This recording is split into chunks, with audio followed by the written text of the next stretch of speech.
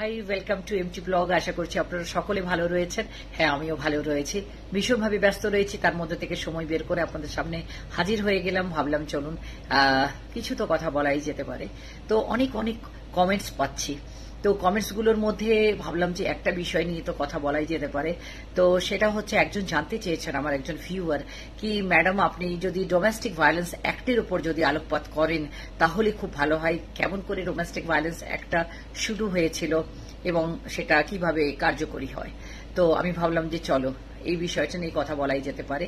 তো domestic violence act, to protect the women from domestic violence act, তো এটা শুরু হয়েছিল অ্যাকচুয়ালি 2005-এ পার্লামেন্টে এই বিলটি পাস হয় এবং এটা আইন হিসেবে লাগু হয় 26 অক্টোবর 2006। তার আগে যেটা ছিল সেটা হচ্ছিল 498A। তো 498A মানে স্বামী দ্বারা নির্যাতন যেটা ছিল আর কি, তাতেও প্রত্যেক বছর 7,000, 9,000, 10,000 এরকম করে রিপোর্টেড হতো। সেটা আমি কিন্তু এনসিআরবি এর পরিসংখ্যান, রেকর্ডেড পরিসংখ্যান অনুযায়ী বলছি, ন্যাশনাল ক্রাইম রেকর্ড ব্যুরো আর কি, ন্যাশনাল এনসিআরবি, তো তার পরিসংখ্যান মতো বলছি। তারপর এই যে 2006-এ এটা হলো, এটার নেচারটা আমি একটু বলে দিই যে এই ডোমেস্টিক ভায়োলেন্সে কিন্তু সমস্ত রকম ঢুকে গেল, শারীরিক, মানসিক, আর্থিক, যৌনতা, মৌখিক নির্যাতন, অনেক সময় গালিগালাজ করে করা হয় আর কি, কুকথা অকথা বলা হয়। তো সেটাও কিন্তু ডোমেস্টিক ভায়োলেন্সের মধ্যে, অ্যাক্টের মধ্যে পড়ে। তো এগুলো সমস্ত এবার ঢুকে গেল। আর্থিকভাবে হয় পয়সা, বউ চাকরি করে তার পয়সা কেড়ে নেওয়া হয়, কিংবা তাকে পয়সা দেওয়া হয় না তার প্রয়োজনের সময়, সেটা শারীরিকভাবে জানেনি, সেটা শারীরিক ভায়োলেন্স, যেটা আর কি মারপিট হ্যান ত্যান এসবগুলো যেগুলো করা হয় সেটা তো রয়েছে। মানসিকভাবে মানে হচ্ছে মানসিকভাবে অত্যাচার, একটা মেন্টাল হ্যারাসমেন্ট সেটা। আর যৌনতা মানে হচ্ছে অনিচ্ছা সত্ত্বেও মানে তাকে নানাভাবে লাঞ্ছনা করা আর কি, সেক্সুয়ালি তাকে অত্যাচার করা, তো সেইটা। আর তার সাথে মৌখিকটাও, গালিগালাজ হ্যান ত্যান এসব, তার সাথে যৌতুক, পয়সা নিয়ে এসো বাড়ি বাপের বাড়ি থেকে হ্যান ত্যান, এগুলো সমস্ত ডোমেস্টিক ভায়োলেন্স অ্যাক্টের মধ্যে ঢুকে গেল। তো তারপর দেখা গেল 2006-এ যখন এটা এক্সিকিউটেড হলো, তো তারপর তো লেম্যান পর্যন্ত যেতে যেতে কিন্তু অনেকটা সময় লাগে একটা ল। তো সেটা এক্সিকিউশন হলো, প্র্যাকটিসে এলো, এবং লেম্যান পর্যন্ত যেতে যেতে দেখা গেল 2012, 2014 এরকম সময় যখন পরিসংখ্যান এনসিআরবি নিল, তখন দেখলো প্রত্যেক বছর 9 লক্ষ করে ডোমেস্টিক ভায়োলেন্স অ্যাক্টের মেয়েরা রিপোর্টেড করেছে, মানে মহিলারা কেস করেছে ডোমেস্টিক ভায়োলেন্স অ্যাক্টটাকে ইউজ করে, সেটা হচ্ছে 9 লক্ষ। তার মানে প্রত্যেক বছর 9 লক্ষ মহিলা ডোমেস্টিক ভায়োলেন্সের শিকার হয়েছে এবং তারা গিয়ে সেটা কেস করেছে সেই আইনের সহায়তা নিয়ে। আর 498-এর ওই 7,000, 8,000 করে মেয়েরা, তাতে ডাউরি ডেথ আছে, তাতে আগুনে পুড়িয়ে মারা রয়েছে, কুয়োতে ধাক্কা দিয়ে ফেলে দেওয়া রয়েছে, মেরে দেওয়া রয়েছে, অনেক রকম ভাবে। এগুলো সমস্তই মিলে 7,000, 9 লক্ষ রিপোর্টেড হয়েছে। আর আরেকটা কথা বলি, যে এটা তো বললাম রিপোর্টেড, আনরিপোর্টেড, যেটা রিপোর্টেড হয়নি তার সংখ্যা যে কত, সবাই তো রিপোর্ট করতে পারে না, জানে না, এভার নয়। আর আপনারা বলবেন, আপনারা নিশ্চয়ই বলবেন অনেকে, যে মেয়েরা মিথ্যে এই আইনটাকে ইউজ করছে। তো যারা মিসইউজ করছে আর কি, তাদের কথা বলবো, তারা কিন্তু সংখ্যায় কম। মেয়েরা চট করে কেস কাবারি হ্যান ত্যান যেতে পারে না। যারা যাচ্ছে তারা অ্যাওয়্যার, তারা যাচ্ছে, তারা হয়তো কিছু সুবিধাভোগী লোক হতে পারে, যদি মিসইউজ করে তো করা উচিত নয়। কিন্তু ঘটনাটা ঘটে যেগুলো 9 লক্ষ প্রত্যেক বছর, ভাবতে পারছেন, ডোমেস্টিক ভায়োলেন্স অ্যাক্টের রিপোর্টের কেস হয়েছে, মেয়েরা নির্যাতিত হয়েছে, মারা গিয়েছে, মেরে দেওয়া হয়েছে। এই আইনটা তাদেরকে সুরক্ষা দিয়েছে, ডোমেস্টিক ভায়োলেন্স অ্যাক্টটা আজও সুরক্ষা দিয়ে যাচ্ছে। মেয়েরা, কিছু মেয়ে ঘটনা দেখে সব মেয়ের কে ইয়ে করে নেওয়া, কনক্লুড করা যে হ্যাঁ সব মেয়েরা এটা ভেবে নেওয়া আর কি, যে সব মেয়েরা এরকম করে, তা নয় কিন্তু। প্রত্যেকটা বাড়ি থেকে মেয়েদেরকে বিয়ে দেওয়া হয়, গ্রামে গঞ্জে প্রত্যন্ত গ্রামে তারা যায়, তারা ঘর করে, হ্যাঁ তারা স্বামীর ঘর করতেই যায়, তারা ল জানে না, নিয়ম জানে না, কানুন জানে না, তাদের অধিকারটুকু তারা জানে না, তারা প্রচন্ডভাবে নির্যাতিত হয়।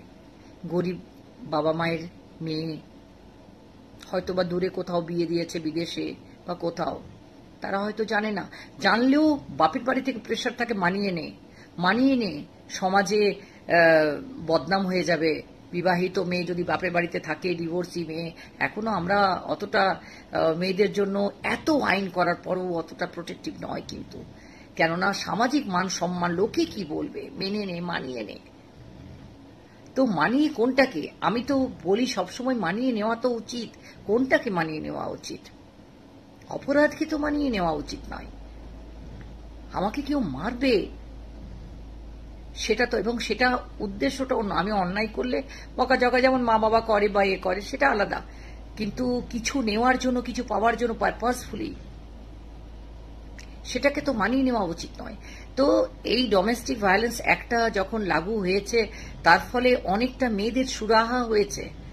তো মেয়েরা ভিক্টিমাইজড হচ্ছে, অনেক ভিকটিম এখনো হচ্ছে আর কি, আছে, তারা জানে না, অ্যাওয়ার নয়। তো যদি কোনো কতিপয় কিছু মেয়ে আর কি, তারা ওভার স্মার্ট হয়ে যদি এটাকে মিসইউজ করছে, তারা কিন্তু কোথাও না কোথাও নিজেদেরই সুরক্ষা, নিজেদেরই মানে মেয়েদেরই সুরক্ষাটাকে বলি দিচ্ছে। মেয়েরা বিয়ে হয়ে অন্যের বাড়ি যায়, সেখানে একটা অচেনা অজানা বাড়িতে যায়, কত রকমের মানুষ থাকে, সেখানে গিয়ে সে থাকে, সংসার করে, নিজের সবটুকু দেয় সেখানে, তান মান ধন সে তারা ওখানে থাকে, এবং বাপের বাড়ি থেকে তাকে বিদায় করে দেওয়া হয় আর কি, দান করে দেওয়া হয় কন্যাটিকে। তার যদি আইন না থাকে প্রোটেকশনের, তাহলে সে দুষ্টু লোকের হাতে, দুষ্টু পরিবারে যদি পড়ে যায়, কি করে বাঁচবে বলুন তো? একজন মহিলা, একটা পুরুষের তো শারীরিক ক্ষমতা একটা মহিলার থেকে বেশি, এটা তো মানবেন প্রাকৃতিকভাবে। সে কিভাবে বাঁচবে? সব মেয়েরাই তো খুনে হয় না, সে কি করে বাঁচবে?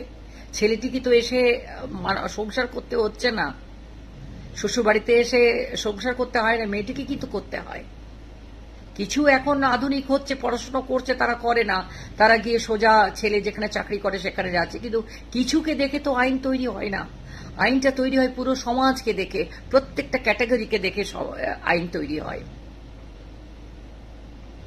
তো এই ডোমেস্টিক ভায়োলেন্স অ্যাক্টটা ঠিক 2006 থেকে শুরু হয়েছিল এবং এখনো চলছে। তখন রিপোর্টের এটাই ছিল কি 9 লাখের মতো রিপোর্টেড হতো প্রত্যেকটা বছর। ভাবতে পারেন, 9 লাখ। আজ একটা, দুটো, তিনটে, চারটে, যাই যেটাই হোক, অপরাধ অপরাধ। আমি বলছি না যে পুরুষ মানুষ বা স্বামীকে মেরে দিচ্ছে বলে, না, সেটাও প্রচন্ডভাবে অন্যায়। এই প্র্যাকটিসটা যে শুরু হয়েছে, ট্রেন্ডটা শুরু হয়েছে, হাউ দে ডেয়ার, মহিলারা সাহস করছে কি করে?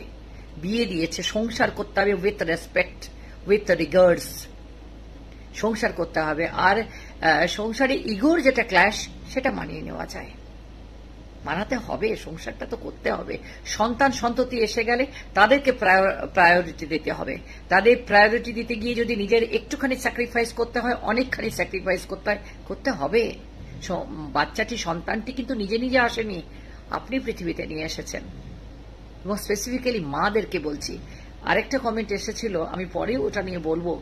সে আমাকে বলেছে, সে মহিলা, সে বলেছে যে কেন ছেলে আর মেয়েরা কেন সমানে সমানে কাজ করবে না, বাড়িতে বাইরে সমানে সমানে কেন কাজ করবে না? এইটাই এই থট, এই মেন্টাল যে এটা সেট আপ, এটা থট প্রসেস যেটা আর কি, যে সমানে সমানে আমিও রোজগার করছি তো আমিও ঘরে যতটা কাজ করব, পুরুষটাও ততটা কাজ করবে। Why God has created you, ভগবান তোমাকে তৈরি করেছে ওইভাবে। তুমি বাচ্চা জন্ম দেবে, বাচ্চাটাকে মানুষ করবে, ঘর দুয়ার তুমি দেখবে, এটা তোমার স্ত্রী ধর্ম। আর সে ঠিক আছে, তার উপরে যদি তুমি ইনকাম করোই, তাহলে তুমি তো, it should be the added value. তুমি যদি ভাগ বাটোয়ারা করতে যাও তাহলে তো তুমি আর কিছু সংসার করতে পারবে না। তোমার ম্যাচিওরিটি কোথায়? নারী তো ধরিত্রী, আমি তো এটাই বলি, নারী হচ্ছে ধরিত্রী। তার মধ্যে সহনশীলতা থাকবে, তার মধ্যে ধৈর্য থাকবে, তার মধ্যে মাধুর্য থাকবে, তার মধ্যে ওই সহনশীলতা মানে সহ্য শক্তি থাকবে, তার মধ্যে ম্যাচিওরিটি থাকবে, পুরো সংসারটাকে ধরে রাখবে, সম্পর্কগুলোকে ধরে রাখবে। ধারক, ধরিত্রী, তুমি তো জন্ম দাও, তুমি তো সৃষ্টি করো নারী। তোমার এত হিসেব কেন? থাক না, যদি স্বামী অতটা না করতে পারছে, তার 20% সে যদি দিচ্ছে, তুমি 80% দাও না। দিলে তো তোমার কিছু লোকসান হবে না। তুমি যদি নিজের শরীর দিয়ে, পরিশ্রম দিয়ে, নিজের একাগ্রতা দিয়ে, নিজের যেটা বলি সময় দিয়ে, যত্ন দিয়ে, আর তার উপরে চাকরি করে পয়সা দিয়ে তুমি যদি একটা সংসার ভালোভাবে করতে পারো, তাতে তোমার যদি 80% এনার্জি যায়, হাউ ডাজ ইট ম্যাটার? হতে পারে তোমার স্বামীর অতটা ক্ষমতা নেই শারীরিকভাবে, হতে পারে সে অতটা গুছিয়ে কাজ করতে পারে না, আগোছালো সে, তাকে গোছানো হতেই হবে, এই শর্ত। ভালোবাসায় তো কোনো শর্ত নেই গো, সংসার ধর্মে তো কোনো শর্ত নেই গো, আনকন্ডিশনাল। আর সংসার বা হ্যাঁ সংসারই বলবো, সংসার সুখের হয় রমণীর গুণে। সত্যি কথা বলছি, সংসার সুখের হয় রমণীর গুণে। তোমার গুণ দিয়ে তুমি যদি সংসার সুখী করতে না পারো, আর তার জন্য তুমি তোমার হাজবেন্ডকে যদি দায়ী করো, তাহলে তো তোমাকে নারী, স্ত্রী, নারী, মহিলা, এই যে পদবিগুলো, এত ডিগনিটি, এত ডিগনিফাইড এর মধ্যে রয়েছে, এত ডিগনিটি রয়েছে, এত ডিগনিফাইড একটা মহিলা তুমি, তোমার মধ্যে এত মর্যাদা, দেবী দুর্গা সব আছে তোমার মধ্যে।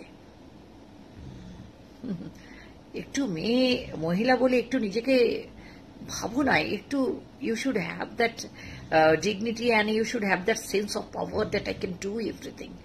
তো এটা ভাবো না, নিজেকে স্ট্রং করো, নিজের বাচ্চার জন্য, পরিবারের জন্য, স্বামীর জন্য। স্বামী যদি একটু এদিক ওদিক হয়, তাকে সঠিক পথে নিয়ে এসো।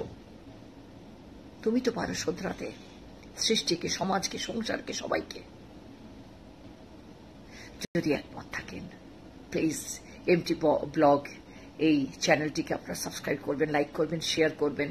আর সাবস্ক্রাইবের পাশেই থাকে জয়েন বাটন, সেটাকে টাচ করলেই কিন্তু আপনি আমার মেম্বারশিপ নিতে পারবেন। মেম্বারদের জন্য থাকবে, তাদের জন্য specifically live, specifically blogs, specifically videos, shorts. আর যদি সুপার থ্যাঙ্কস যদি দেন, তাহলে আপনারা পাবেন আমার ফেস দিয়ে তৈরি করা ইমোজি আর ইউটিউব থেকে পাওয়া ব্যাচ। তাহলে সবাই সুখে থাকুন, খুব ভালো হন, আর খুব ভালোভাবে জীবনযাপন করুন। টাটা, বাই বাই, সি ইউ।